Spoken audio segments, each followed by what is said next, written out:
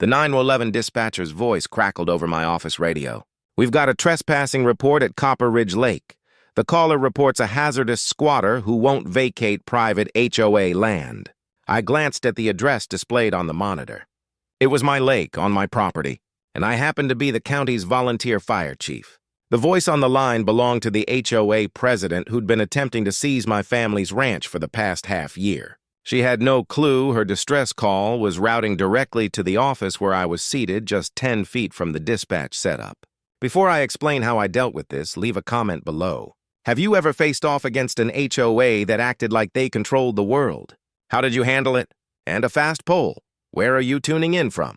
I'd love to hear how many of you have lakes or spreads where overzealous neighbors tried to grab what's rightfully yours. I'm Flint Dockery, 52 years young, a third-generation cattleman in Larkspur County, Montana.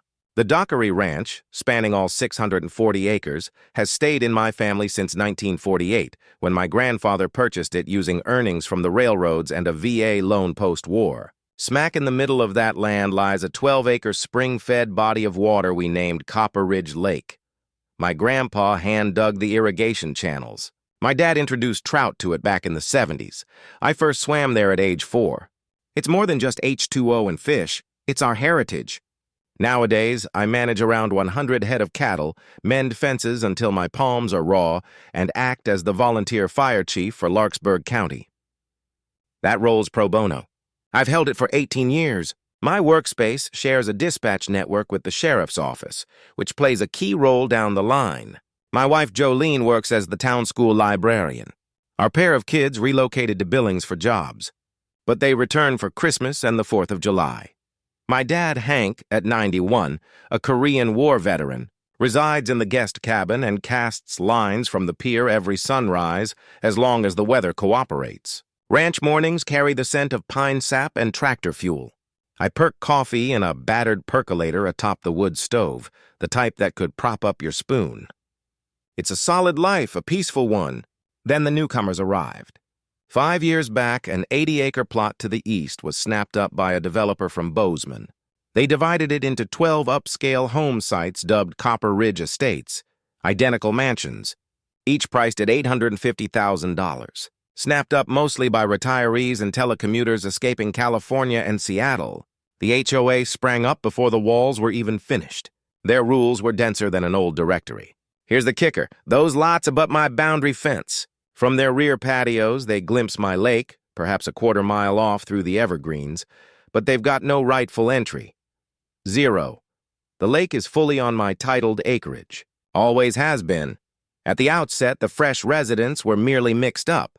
They'd stroll to the fence, inquire nicely about fishing privileges. I'd grin, pull out the survey charts, clarify the lines. Most got it. Some muttered complaints but carried on. Then Deirdre Veneer acquired the edge lot. Deirdre's 58, ex-corporate HR boss from a tech firm in San Jose.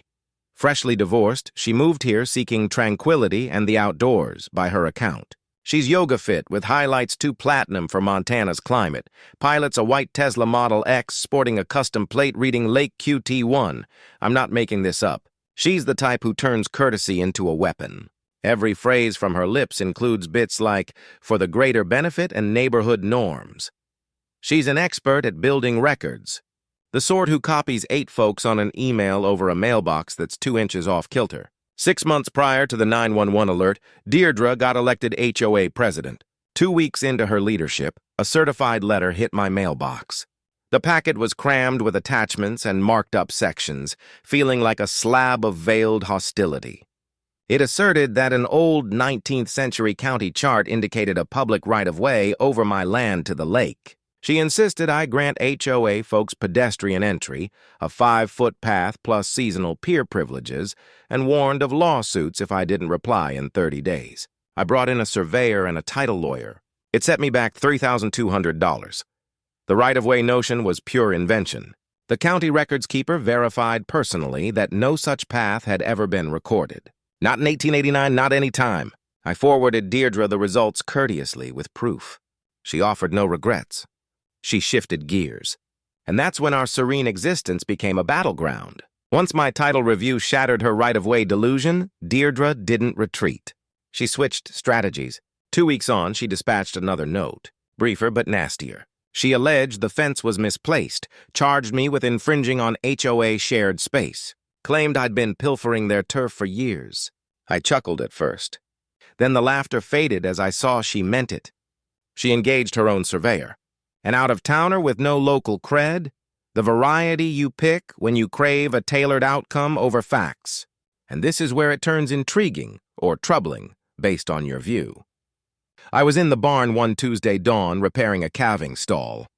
The hinge was corroded clean through, and I was up to my elbows in cutters and lubricant when I caught voices outdoors. Not amiable ones, loud, presumptuous tones. I stepped into the daylight and spotted 4 folks striding over my land with stands, cameras, and notepads 200 yards beyond my main gate. No approval, no heads up, just invading like it was theirs.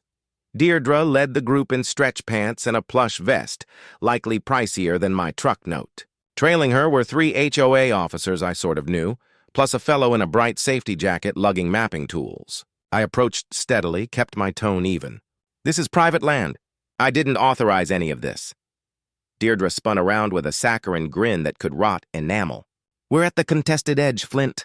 Our surveyor is entitled to confirm the line. Yours is the one intruding? I replied. Depart now, or I'll contact the sheriff. She whipped out her phone and began filming me. Proceed. We're capturing your intimidation. One board member, a dude in loafers, utterly unsuitable for ranch ground, bobbed his head like a dashboard toy. The scrape of their fancy boots on my gravel path grated like claws on slate. I held off on the sheriff call, for now. Instead, I drew my own phone and snapped pictures of them all. Sharp images of faces, equipment, license tags. Then I grinned and headed back to the barn. They lingered a bit, puzzled by my lack of outburst. Finally, they gathered their stuff and departed. That afternoon, I rang my title lawyer, Greer Holcomb. Greer was raised on a ranch, aced the bar exam first go, and is known for dismantling tyrants and churning out deals. I recounted the event. She didn't pause. Even if the border were fuzzy, which it's not, surveyors require owner approval or a judicial mandate to step on private soil. They lack both. Here's a tip if you tangle with land squabbles. In Montana, surveying without consent on private turf is a misdemeanor and basis for a restraining order. Jot that down. It's bailed me out repeatedly. Greer composed a stop and desist that evening. We mailed it certified and via email, ensuring Deirdre couldn't deny receipt. I also lodged an official grievance with the State Surveyor Board. It emerged her hired expert had breached ethics rules by accessing my property, sans permission or legal grounds. In a week, the surveyor renounced it all, mailing the board a note stating Deirdre had deceived him on ownership and ordered the intrusion. He ditched her under the wheels so swiftly she bore skid marks. Abruptly, Deirdre's grand scheme crumbled. HOA officers began murmuring. A few emailed me discreet apologies, admitting they'd been duped. But Deirdre? She ramped it up. She bombarded the HOA's closed Facebook group with a rant that set my temper ablaze. Local rancher menaced us violently today. Sheriff wouldn't aid his bullying of upright residents checking valid borders. She attached a cropped image of me saying, I'm calling the sheriff, painted like I was a raging maniac. My wife Jolene spotted it that evening. A local snapped a shot and forwarded it. Jolene entered the kitchen, device in grip, complexion ashen. Flint, she's spreading falsehoods about you digitally. I scanned the post. 53 replies, all from HOA strangers who didn't know me, labeling me hostile, privileged, a thug. One commented, he shouldn't hold fire chief if he intimidates folks. My jaw clenched. Jolene felt mortified. She staffs the library. Parents might notice. Rumors would fly. I covered her hand with mine. Let her bury herself, Joe. Records favor us. But inwardly, I seethed. I grasped Deirdre cared nothing for laws or reality. She was launching a smear campaign, and she was only warming up. That evening, I perched on the pier with my dad. The lake wafted scents of chill rock and fur, pure and timeless. Hank stayed quiet, just flung his lure and grumbled, some people pack more poison than brains. He nailed it. But poison aside, I wasn't yielding. 2 weeks post-surveyor fiasco, I headed to my rear field to inspect the watering spots. It was an early chill that left your exhales drifting like fog. I towed 100 pounds of mineral mix in the truck bed, aiming to refill the dispensers before the midday gusts hit. I reached the gate, the one on the county road right-of-way that legally cuts through a sliver of HOA turf to reach my back 40, and discovered it locked with chains. Not merely shut, but secured by a massive padlock as big as my hand. No message, no rationale, just a giant metallic insult. I idled in the truck a moment, motor humming, weighing if I was more furious or amazed at the nerve. I settled on furious. Fortunately, I stashed bolt cutters in the rig for precisely such idiocy. It took 90 seconds to shear the links. I swung the gate wide, passed through, tended my herd, and exited. I dropped the severed chain on the dirt as my own subtle reply. The following dawn, fresh lock, sturdier chain. Most would have blown a fuse then, but I'd gleaned a lesson from the surveyor trap. Record everything first, respond after. Following Deirdre's initial intrusion ploy, I'd mounted a compact security cam in a tree by the gate. A trail camera, hunter style, triggered by movement, infrared, storing clips on an SD card. I yanked the card that afternoon and viewed the video on my computer. There she appeared, Deirdre Veneer, at 6:15 a.m., Tesla idling roadside, affixing the second lock personally. She sported fingerless gloves and a forehead light like executing a stealth op. The cam nabbed sound, too. She whispered as she labored, "Let's watch him reach his rear plot now." I backed up 3 versions of that footage. One on my machine, one on a flash drive, one in the cloud. Then I motored to town and entered the sheriff's station. Sheriff Wade Purnell and I go back to high school days. He's in his 60s, ex-Marine, the sort who speaks his mind plainly and tolerates no nonsense. He sipped Joe from a cup, reading, "Don't mix your Google hunt with my law credentials." As I stepped in, I passed him the drive. "You'll want to view this." He slotted it into his system and observed the entire segment without expression. When it wrapped, he reclined and shook his head. "That's criminal tampering at least. Possibly blocking access, though she'll argue she believed it was an HOA shared gate." "Want me to arrest her?" "Not yet," I said. "I want her on record first. I want documentation of a pattern." Wade nodded. "Smart. Let's file an incident report, get you a case number, then if she keeps escalating, we've got a timeline. Here's a piece of advice that'll save you a world of hurt if you're ever in a property war. Document everything before you escalate to law enforcement. Video evidence with timestamps is worth more than gold in rural disputes. Judges love clarity. Prosecutors love patterns." Wade printed out the incident report, handed me a copy, and promised to add extra patrols past my gate twice a week. Then I went home and sent Deirdre a registered letter, polite, factual, and absolutely dripping with legal menace. "Dear Miss Veneer, I am removing your unauthorized locks from my gate on my deed easement. Montana law is clear that interference with legal access constitutes criminal mischief under MCA 456101. Further interference will result in criminal complaints and a civil suit for damages, legal fees, and any losses incurred. Sincerely, Flint Dockery." I expected her to back off. Any reasonable person would have backed off. Duh. Deirdre called an emergency HOA board meeting instead. I heard about it later from one of the board members who was getting cold feet about the whole thing. Deirdre stood up in front of the board and said they needed to hire private security to monitor encroachment and protect HOA interests. 3 board members pushed back. They'd already spent $8,000 on legal bills and had absolutely nothing to show for it except bad press and a trespassing complaint. One guy, a retired accountant, pointed out that they were burning through reserve funds on what was clearly a personal vendetta. Derry shut him down. She said if they didn't show strength, property values would collapse and homeowners would revolt. She painted this picture where I was some kind of land-grabbing villain scheming to devalue their investments. The board voted 4-3 to authorize a $15,000 retainer for a law firm in Billings. 2 days later, I got a letter from that firm. Thick, official, full of words like hereby and aforementioned. The lawyer demanded I cease all hostile activities and enter mediation to resolve the dispute. I read it out loud to Jolene over dinner. When I got to the part about hostile activities, we both started laughing. "You fixed a fence and cut a lock off your own gate," Jolene said, wiping her eyes. Real gangster behavior. "I'm a menace to society," I agreed. But underneath the humor, I could feel the stakes rising. Deirdre wasn't just annoying anymore. She was spending serious money, hiring serious lawyers, and building a paper trail that painted me as the aggressor. I realized something that night. She wasn't trying to win legally. She was trying to drown me in legal fees until I gave up. She didn't know I'd already decided I'd go broke before I'd back down. Over the next month, I started getting visits from county agencies I hadn't heard from in years. It started small, then turned into a full-blown harassment campaign. First, the health department showed up. A tired-looking inspector named Gary knocked on my door with a clipboard and an apologetic expression. "Mr. Dockery, we received an anonymous complaint about sewage runoff from your property into the lake. I have to inspect its protocol." I took him down to the lake. He tested the water, checked my septic system, poked around for an hour, found nothing. 0 violations. He signed off on the report and said, "Whoever called this in wasted everyone's time. Your system's cleaner than most." 2 days later, the Department of Environmental Quality called. Different inspector, same story. Anonymous complaint claimed my cattle were causing algae blooms from illegal watering practices. The inspector spent half a day testing water samples from 6 different points around the lake.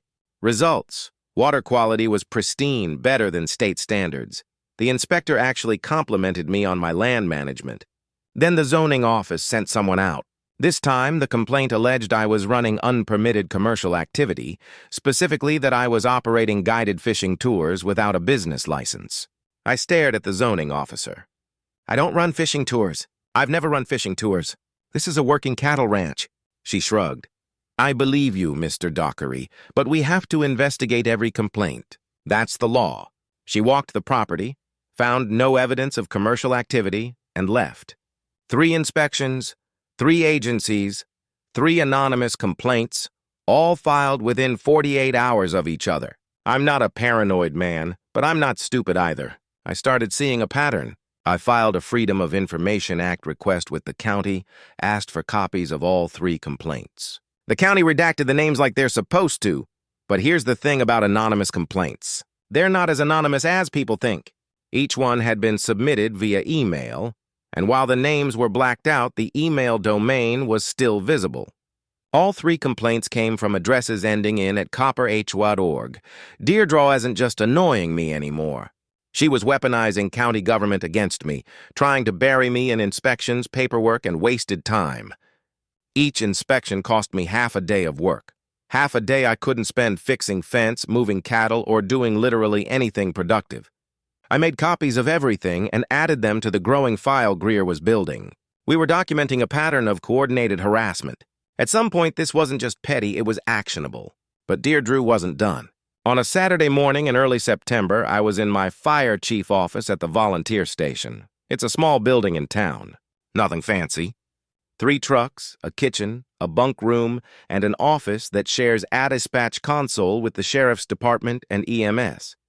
I was catching up on training certifications, half listening to the radio chatter in the background. Then the radio crackled to life with a call that made my blood freeze. "Larkspur Dispatch, this is a 911 call. Caller reports trespasser on private HOA property at Copper Ridge Lake. Caller states, subject refuses to identify himself. Appears to be fishing illegally, possibly armed." I looked up at the console. The address on the screen was my lake, my property. The dispatcher, a woman named Rhonda, who's worked dispatch for 15 years, started running through her protocol. "Ma'am, can you confirm the property ownership and your location?" The voice on the other end was unmistakable. Deirdre Veneer. I'd know that clipped, self-righteous tone anywhere. "It's HOA common area," Deirdre said, voice tight. "We have jurisdiction over this property. The man is hostile and trespassing. I need a deputy here immediately." Rhonda paused. I watched her pull up the GIS mapping system on her computer, cross-reference the address with county property records. Her eyes widened slightly. "Ma'am," Rhonda said carefully, "county records show that Copper Ridge Lake is on private land owned by Flint Dockery. Are you certain about the location?" There was a beat of silence on the other end. Then Deirdre's voice came back flustered. "Now there's an ongoing dispute about ownership. This person is squatting on contested land. Just send a deputy. Stand by, ma'am." Rhonda looked across the room at me. I was sitting 10 FT away, staring at the console. The office smelled like burnt coffee and old radio static. That particular scent of government buildings everywhere. My hands were flat on the desk, completely calm, but my jaw was locked tight. "Chief," Rhonda said slowly, "you hearing this?" "I'm hearing it," I said. My voice was level, cold. That's my lake. That's my property, and that's the HOA president filing a false 911 report. Rhonda's face hardened. She'd been doing this job long enough to know what a false emergency call meant. It's a crime. It wastes resources, endangers real emergencies, and clogs up a system designed to save lives. She keyed her radio. All units be advised. Complainant location is verified private property. No trespassing in progress. Logging this call as unfounded. Sheriff Wade Purnell's voice crackled over the radio from his patrol car. He'd been monitoring the call. Dispatch, I'm 3 minutes out. I'll swing by the lake and document. He paused, then added, and Rhonda flagged that call for follow-up. False reporting. I stayed in my chair listening as Wade drove out to my property. He radioed back 10 minutes later. No trespasser present. Lake is unoccupied. Complainantes not on scene. Closing call as unfounded. I sat there for a long moment after the radio went quiet. The fluorescent lights hummed overhead. Outside, I could hear a truck driving past on Main Street. Deirdre had just committed a crime on a recorded line in front of witnesses, and she had no idea I'd heard every word. That night, I couldn't sleep. I kept replaying the 911 call in my head, hearing Deary's voice crack when the dispatcher corrected her. The lie had been so automatic, so confident. She genuinely believed she could just claim ownership and make it true. But something about her desperation didn't add up. Yeah, she was a control freak. Yeah, she clearly had an ego problem. But this level of aggression, the lawyers, the complaints, the false police report, felt like more than just a power trip. Nobody fights this hard over lake access for fun. There had to be another reason. Around midnight, I got out of bed and went to my office. Jolene stirred but didn't wake up. I made a pot of coffee and pulled out every piece of paperwork I had related to Copper Ridge Estates. HOA covenants, articles of incorporation, county plat maps, meeting minutes, everything. I spread it all across the dining room table and started reading. 2 hours later, Jolene came downstairs in her bathrobe, found me surrounded by paper and highlighters. "Flint, what are you doing?" "Something's off," I said. She's too desperate. "I'm missing something." Jolene brought me a fresh cup of tea. "What are you looking for?" "I don't know yet. I kept digging and then I found it. The HOA covenants. The legal rules governing Copper Ridge Estates included a specific promise to all homeowners. Section 7, Paragraph 3. All residents shall have exclusive recreational access to Copper Ridge Lake for fishing, boating, and swimming as secured by permanent easement. I read it 3 times. Then I cross-referenced it with the developer original marketing materials which I'd found archived on an old real estate website. The brochure was glossy, professional, full of photos, and right there on page 4 was a picture of my lake shot from the HOA side.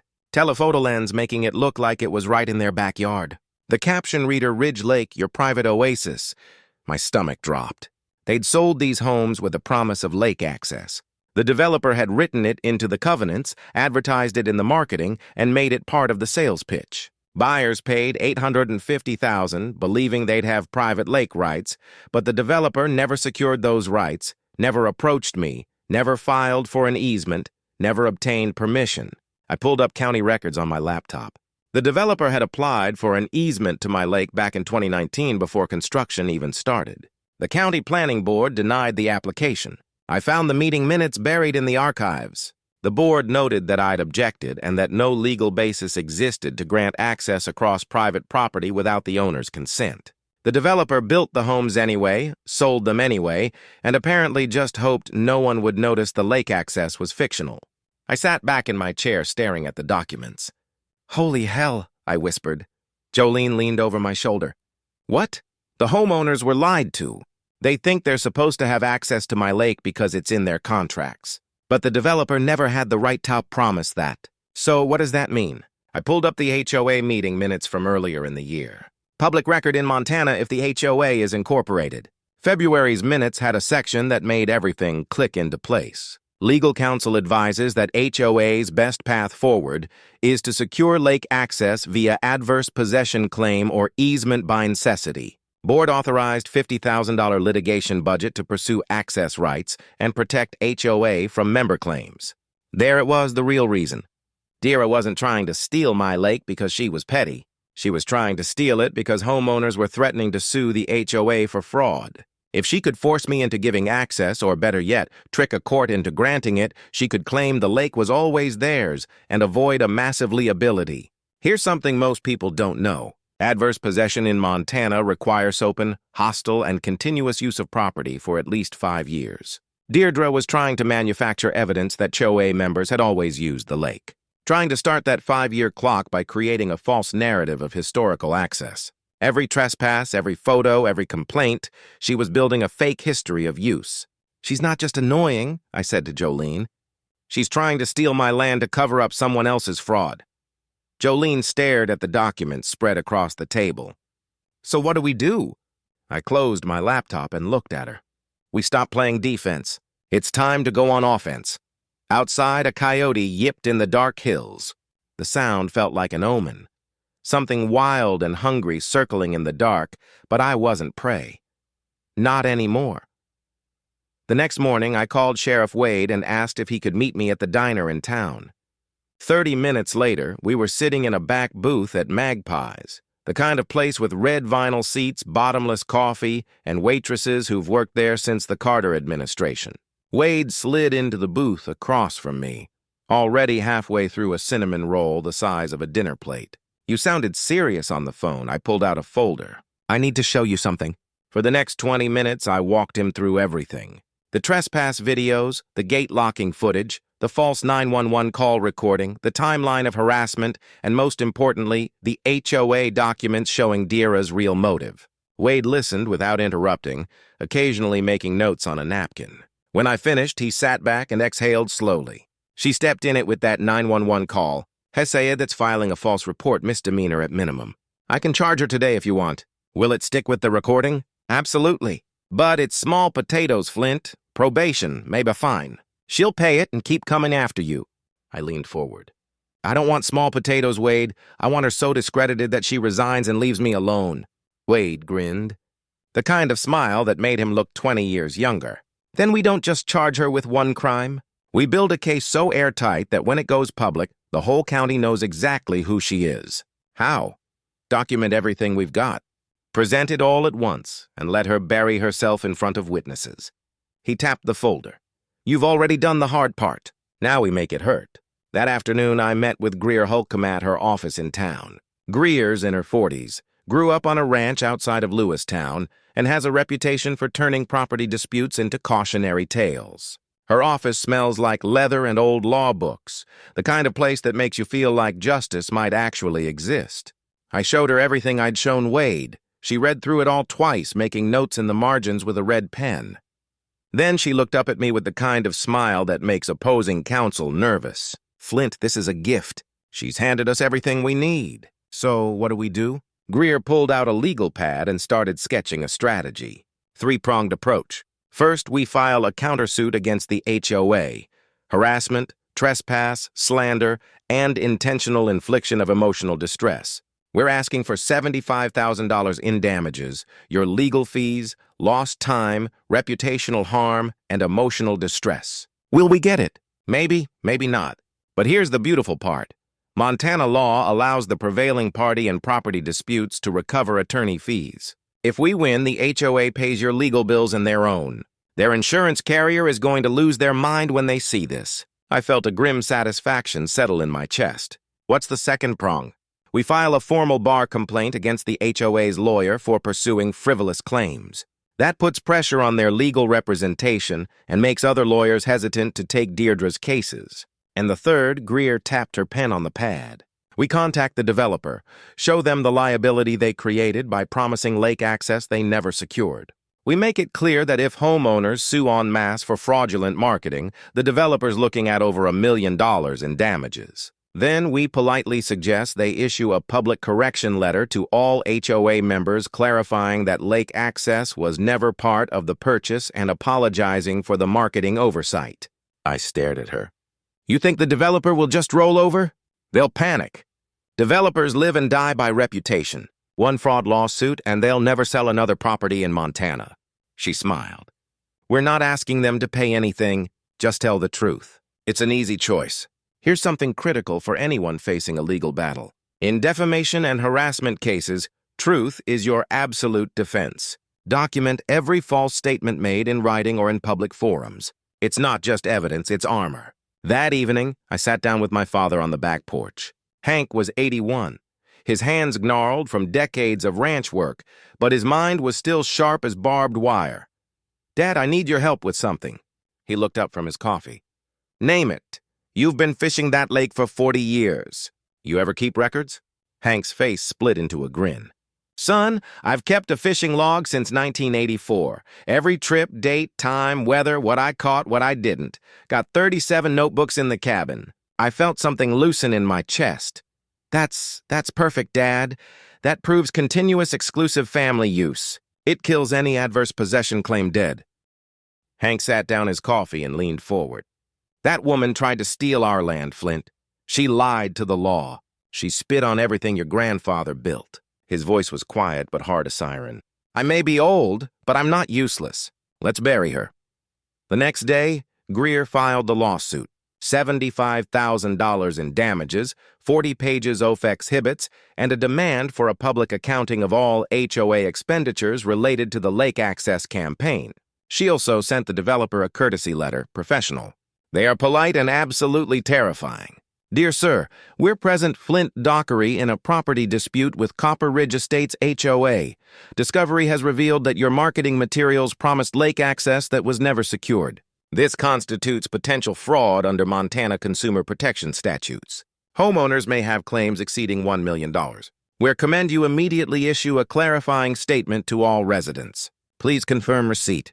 The developer's lawyer called Greer within 2 hours. By end of business that day, the developer had agreed to send a letter to every HO member clarifying that Copper Ridge Lake was never part of their purchase, apologizing for any confusion in marketing materials, and confirming that the lake is and always has been private property owned by the Dockery family. Deirdre was about to lose her entire foundation. But we weren't done. Greer had one more move. She called Deirdre's lawyer and proposed informal mediation at the county commissioner's office. Neutral ground, a chance to resolve things amicably. Deirdre agreed immediately. She probably thought she could negotiate some kind of excess agreement. Maybe offer a settlement, salvage the situation. She had no idea we were setting a trap. Greer requested that Sheriff Wade and the county attorney attend as neutral witnesses just to keep things official, she said. Deirdre never asked why we needed witnesses for an informal mediation, and that was her last mistake. 3 days before the scheduled mediation, I was checking my cattle in the east pasture. It was early morning, the kind of cold October day where frost clings to the fence wire and your breath makes clouds. I was counting heads, making sure everyone was accounted for, when I noticed something off. The cattle weren't moving right. A dozen head were clustered near the water trough, but they looked lethargic. Heads down, not grazing. One here was drooling, stumbling slightly when she walked. My gut clenched. I'd seen sick cattle before, bloat, pneumonia, foot rot, but this looked different. This looked like poisoning. I called Doc Reardan, the local large animal vet, and he was at my place within the hour. He examined 3 of the worst-looking animals, drew blood samples, and tested the water in the trough. 20 minutes later, he walked back to where I was standing by the fence, his face grim. "Flint, your water's contaminated." "Ethylene glycol." "What's that?" "Antifreeze." I felt the world tilt slightly. Someone poisoned my cattle. Not enough to kill them, but enough to make them sick. "Another day or 2 of drinking this and you'd have lost some." He pointed at the trough. "This isn't accidental runoff. Somebody dumped it directly into your water supply." The trough was fed by a spring that ran through a culvert under the county road, the same road that bordered HOA property. Anyone could access that culvert from the other side of the fence. I should have put a camera there months ago. I realize that now. Too late. Or maybe not too late. I had one game camera left in my truck. I installed it that afternoon, hidden in brush near the culvert, angled to catch an yuan approaching from the road. Then I waited. 2 nights later I checked the camera's SD card. The footage was crystal clear. Timestamp 2:17 a.m. A white Tesla Model X pulled onto the shoulder of the county road, headlights off. The driver's door opened. A figure in dark clothing and a headlamp stepped out carrying a plastic jug. The person walked to the culvert, crouched down, and poured something from the jug into the water. Then they stood up, checked their surroundings, and walked back to the car. As they turned, the headlamp illuminated their face for just a second. Dear Dravenir, I played the footage 3 times just to be sure. Then I saved it to 2 thumb drives and uploaded it to the cloud. The next morning, I drove straight to Sheriff Wade's office. He watched the footage without saying a word. When it finished, his jaw was so tight I could see the muscles working. Poisoning livestock is a felony in Montana, he said quietly. Up to 10 years in prison, $50,000 fine.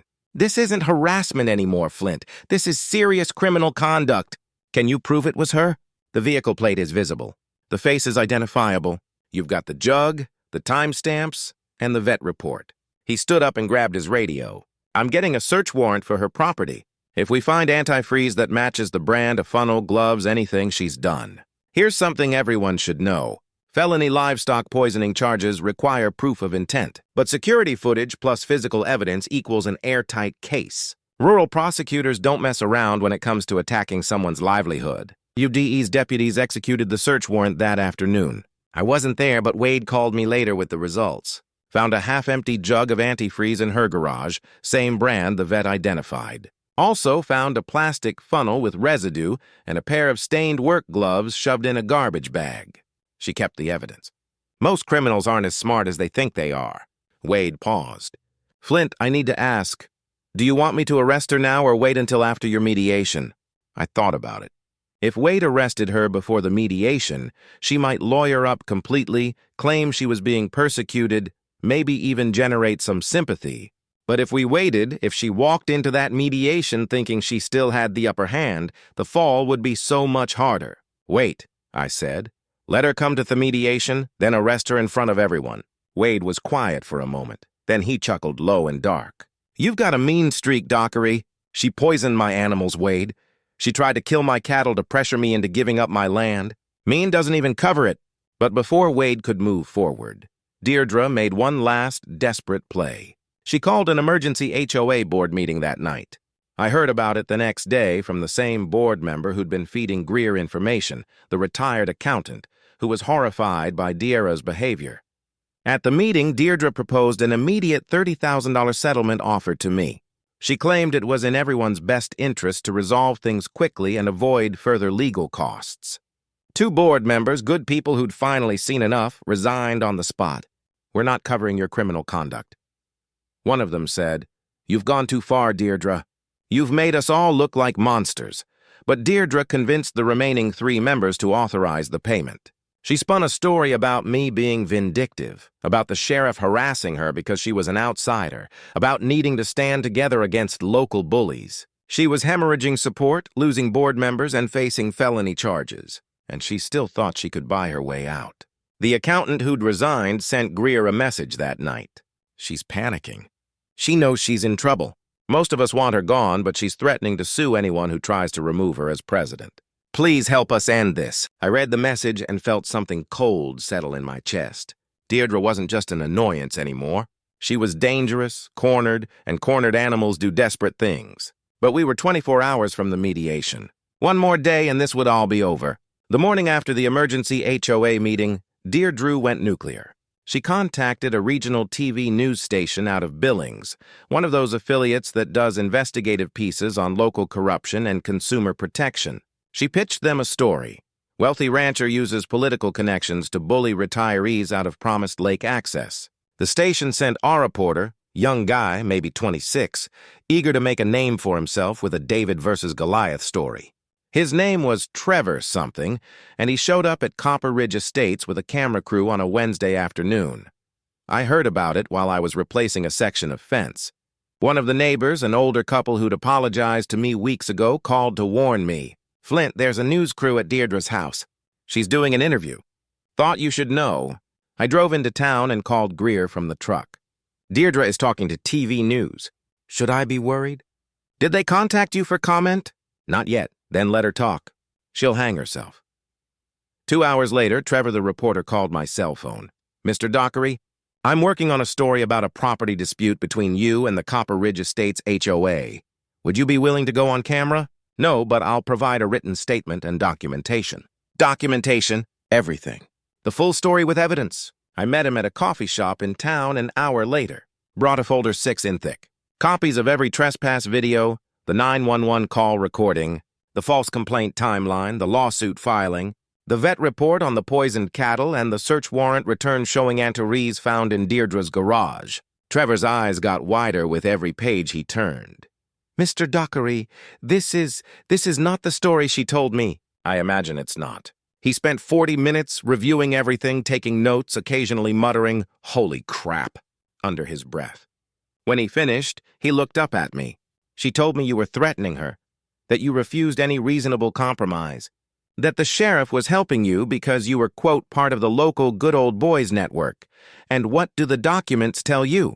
He tapped the folder. "That she's been waging a coordinated harassment campaign, trespassed multiple times, filed false reports, and allegedly poisoned your livestock." He paused. "Did she really call 911 and claim you were trespassing on your own property?" "It's on tape. Dispatch recording. I was in the room when she made the call." Trevor sat back and shook his head. "Mr. Dockery, I need to ask you something off the record. Why didn't you come forward with this story yourself?" "Because I'm not interested in media attention. I'm interested in being left alone on my own land." He nodded slowly. "Can I use this material for a story? That's why I gave it to you." 2 days later, one day before the mediation, the story aired on the 6 p.m. news.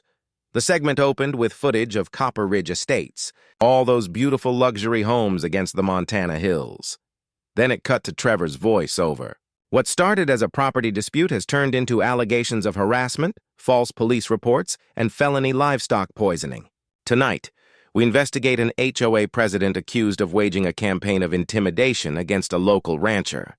They showed a 15-second clip of Deirdre from her interview, tearfully claiming she was being bullied. Then they cut to the evidence, the 911 call audio, Deirdre's voice clear as day, lying to dispatch, the gate-locking video, her face visible in the headlamp glow, the timeline of false complaints, the vet report. Sheriff Wade appeared on camera. "Professional and measured. We executed a search warrant and recovered evidence consistent with livestock poisoning. Charges are pending." The piece ended with Trevor standing in front of my ranch gate. "The Dockery family has owned this land since 1948. What started as a dispute over lake access has escalated into criminal allegations and a $75,000 lawsuit." The HOA president declined to comment after we shared the evidence. "The mediation is scheduled for tomorrow. We'll continue to follow this story." My phone started ringing 10 minutes after the segment aired. Jolene called first. "Flint, are you watching?" "I'm watching. The comments on the station's Facebook page are insane. Everyone's on your side." I pulled up the post. 200 comments in 20 minutes. People were sharing their own HOA horror stories, calling for Deirdre's arrest, praising Sheriff Wade for taking it seriously. 3 Copper Ridge residents sent me private messages apologizing. One wrote, "We had no idea she was lying to us. Most of us just want to live in peace. Please know we don't support what she did." Another message came from the retired accountant who'd been feeding information to Greer. 6 more board members just resigned. "She's the only one left, and our HOA insurance carrier just sent a letter saying they won't cover her legal defense because poisoning livestock constitutes intentional criminal conduct outside the policy. She's completely alone now." That night, Deara sent me an email. The subject line was empty. The message was 3 sentences. "I'll resign as HOA president if you drop all charges in the lawsuit, please. I made mistakes, but I don't deserve prison." I showed it to Jolene and Greer over speakerphone. Jolene's voice was soft. "Part of me feels bad for her, Flint." Greer was less sympathetic. "She poisoned cattle. She lied to 911. She tried to steal your land and destroy your reputation. Don't respond to this email.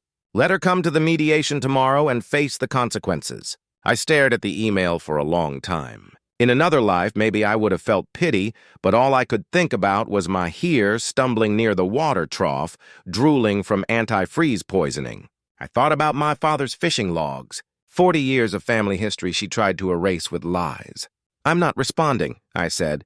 That night I barely slept. I kept dreaming about my grandfather clearing this land with a mule team and a stubborn refusalto quit.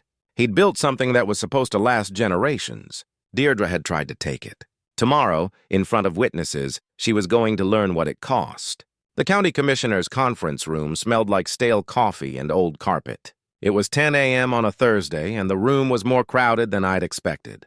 Present, me and Greer on one side of the table, Deary and her lawyer, a nervous-looking guy from Billings who kept adjusting his tie, on the other. Sheriff Wade stood near the back wall in full uniform, arms crossed. The county attorney, a sharp woman named Patricia Carr, sat at the head of the table with a legal pad. 3 HOA board members subpoenaed as witnesses sat along the sidewall looking like they'd rather be anywhere else. A court reporter sat in the corner, fingers poised over her stenography machine. Deirdre looked like she hadn't slept in a week. Her makeup was heavy, trying to cover dark circles. Her hands shook slightly as she arranged papers in front of her. I wore clean jeans, a pressed ranch shirt, and boots I'd polished that morning. Calm ready. The county commissioner, a retired judge named Albert Kohler, opened the session. This is an informal mediation to address the property dispute between Mr. Flint Dockery and the Copper Ridge Estates HOA along, with related criminal and civil matters. Mr. Dockery, you requested this session. Please state your position. It stood up slowly. Greer had coached me. Stay calm. Stick to facts. Let the evidence do the work. Commissioner, with respect, I'm not here to mediate. I'm here to present evidence of criminal harassment, trespass, false reporting, and felony livestock poisoning. So, everyone in this room knows exactly what's been happening for the past 6 months. Deirdre's lawyer started to object, but Commissioner Kohler held up a hand. Let him speak. I pulled out my laptop and connected it to the room's projection screen. Greer handed me the remote. First, let's talk about trespassing. I played the surveyor video. Deirdre and 3 board members marching onto my property without permission, setting up equipment, refusing to leave when asked. Timestamp visible, faces clear. The board members in the room shifted uncomfortably. Second, obstruction of access. Gate locking footage. Deary, at 6:15 a.m., installing a padlock on my gate, muttering about preventing my access to my own back pasture. One of the board members, a woman in her 60s, put her face in her hands. Third, filing a false emergency report. I played the 911 audio over the speakers. Deirdre's voice filled the room, confident and lying. HOA common area, trespasser, possibly armed. Then the dispatcher's correction. Ma'am, county records show that property is owned by Flint Dockery. Deirdre's face went pale. I was in the dispatch office when she made that call, I said quietly. I'm the volunteer fire chief. I heard her lie to 911 about my own property, trying to get law enforcement to remove me from my own land. Patricia Carr, the county attorney, made a note. Fourth, coordinated harassment through false complaints. I displayed the timeline. 3 anonymous complaints to 3 different agencies within 48 hours, all from copperidge.hoa.org email addresses. Each inspection found 0 violations. Fifth, the real motive. I pulled up the HOA meeting minutes, read aloud the section about adverse possession strategy and the $50,000 litigation budget. Then I showed the developers marketing materials, photos of my lake, promises of access that were never secured. Ms. Veneer wasn't fighting for recreation rights. She wastering to manufacture a false claim of ownership to protect the HOA from homeowner lawsuits over fraudulent marketing. She was willing to steal my family's land to cover up someone else's lies. The room was completely silent. And finally, felony livestock poisoning. I showed the culvert footage. The white Tesla, the figure with the headlamp pouring liquid from a jug, the face illuminated for 1 clear second. Then he put up the vet report. Ethylene glycol in the water. Cattle sickened. Then the search warrant returned. Half-empty antifreeze jug, stained funnel, contaminated gloves, all found in Deirdre's garage. Ms. Vanier poisoned my animals to pressure me into surrender. She committed a felony to try to force me off my own land. I turned off the projector and looked directly at Deirdre. You didn't want reasonable access. You wanted to fraudulently claim ownership so HOA members wouldn't sue you for the developer lies. You were willing to poison my livestock, destroy me reputation, and waste public resources, all to cover your own liability. The room felt like the air had been sucked out of it. The only sound was the quiet clicking of the court reporter's machine. Patricia Carr spoke first. Mr. Dockery, are you pressing charges? On the poisoning? Absolutely. On the false 911 call, yes. I paused and looked at the 3 board members. On the trespassing and harassment complaints? That depends. He sat down. Greer stood up. The board has a choice, she said. Remove Ms. Veneer immediately, issue a public apology, and pay Mr. Dockery's legal fees. Currently $18,000.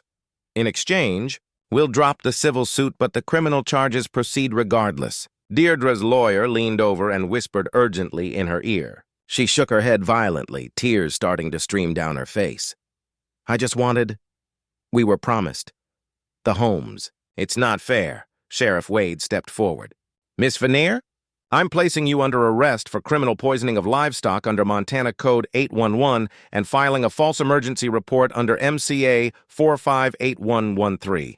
You have the right to remain silent. Anything you say can and will be used against you. Two deputies who'd been waiting in the hallway came in. Wade cuffed her hands behind her back while she sobbed. The click of the handcuffs was the loudest sound in the room. The deputies escorted her out. The door closed behind them. The three board members sat frozen for a moment. Then they got up, stepped into the hallway, and I could hear urgent whispered conversation. 90 seconds later, they came back in. The woman who'd had her face in her hand spoke. Her voice was shaking. We accept your terms. Ms. Veneer is removed as HOA president, effective immediately. We'll draft a public apology and settlement agreement today. I nodded. I appreciate that, and for what it's worth, I have no issue with your residence. I never did. I just have a problem with people who lie and break the law. Commissioner Kohler looked at me with something like respect. Mr. Dockery, this mediation is concluded.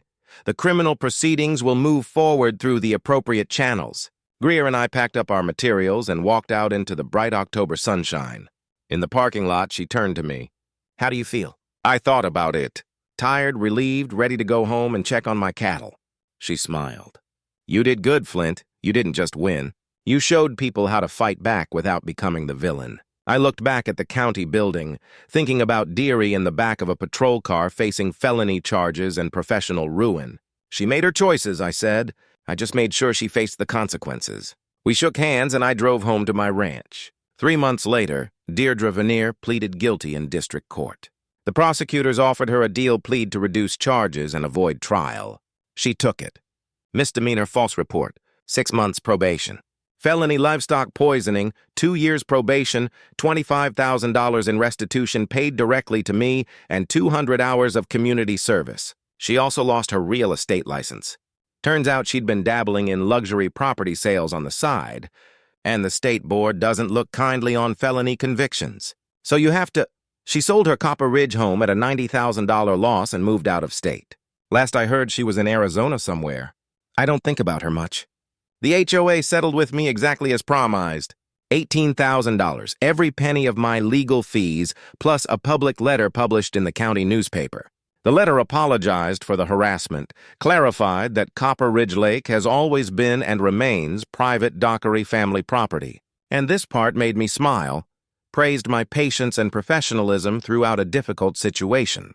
Greer framed a copy of that letter and hung it in her office. She says it's the most satisfying apology she's ever extracted from an HOA, but here's the thing about winning. It's not really over until you decide what comes next. 2 weeks after the settlement, I invited every resident of Copper Ridge Estates to a ranch open house, BBQ ranch tours, and fishing demonstrations. I half expected nobody to show up. 43 people came, families with kids, retirees, the apologetic board members, even a few folks who'd initially supported Deirdre, but later realized they'd been lied to. They showed up with homemade pies, 6-packs of local IPA, and handwritten apology notes. One elderly couple, transplants from Oregon, brought me a rhubarb pie and damn near cried when they apologized. We trusted her, the wife said. We didn't know she was lying about everything. We stood on the hill overlooking the lake, and one of the younger residents, a guy who worked remotely for some tech company, grinned and said, "So, can we at least look at the lake from your property?" I laughed. "Look all you want, fish it. That'll cost you a 6-pack of local IPA and advanced permission." But I meant the first part. And over the next few weeks, I set up something that felt right. Twice a year now, spring and fall, I host Copper Ridge Community Fishing Day. Any local resident, HOA member or not, can reserve a spot. $20 per person, catch and release only, barbecue lunch included. All proceeds go to the volunteer fire department. It sold out the first year, people showed up. Kids learning to cast. Retired folks swapping stories. My father Hank holding court on the dock. Teaching a 10-year-old girl how to tie a clinch knot. Boundaries don't have tome in hostility. I protected my rights fiercely, but I left room for reconciliation. That matters. As for the $25,000 restitution Deere paid, I didn't keep it. I used every penny to establish the Hank Dockey Scholarship. $20,500 a year awarded to a Larkspur County student pursuing studies in agriculture, environmental science, or land management. The first recipient was the daughter of one of the board members who'd resigned in protest during Deirdre's reign, 16 years old, planning to study range and ecology at Montana State. My father cried when I told him about the scholarship. Not sad tears, proud ones. Your grandfather would have loved this, he said. He always believed land was something you held in trust for the next generation. The local newspaper ran a follow-up story 6 months after the mediation. Feel-good piece with a photo of me in my fire chief uniform standing next to the lake. Headline from conflict to community. Rancher turns legal battle into scholarship fund. Jolene framed that one and hung it in our kitchen.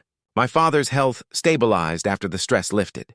He's 91 now. Still fishes every morning the weather allows. He jokes that he outlived the carpetbaggers and plans to do the same to the next batch of troublemakers should any arrive. I also donated 40 acres of the ranch, the northwest corner, steep terrain, beautiful but not great for cattle, to the County Land Conservancy. Tax write-off, yes, but more importantly, it means that land will never be developed. It'll stay wild forever. The Conservancy put up a small sign at the trailhead, Dockery Family Conservation Easement. That sign will outlive all office. So that's how I handled an HOA president who thought she could steal my family's lake by calling 911 and lying to dispatch, not knowing the call came straight to my office. I didn't fight her with anger. I fought her with documentation, patience, and an airtight legal strategy. I let her dig her own grave. Then I buried her in evidence. And when it was over, I didn't gloat. I built something better. If you've got an HOA nightmare story or any story about standing up to petty tyrants who thought they could push you around, drop it in the comments below. I want to hear how you fought back. And if you're facing something similar right now, remember this. Document everything. Stay calm and never underestimate the power of the truth. Hit that subscribe button because next week I'm telling you about the time a city building inspector tried to condemn my barn over a bogus code violation. And I made him pay for their repairs himself. Stay sharp out there, folks. Protect what's yours. And remember, the land doesn't belong to whoever shouts the loudest. It belongs to whoever has the deed. We appreciate you spending your time with us on HOA Stories, where HOA cars finally get checked. If you enjoyed today's drama, hit like, comment on your favorite part below, and don't forget to subscribe so you'll be the first to catch our next HOA showdown.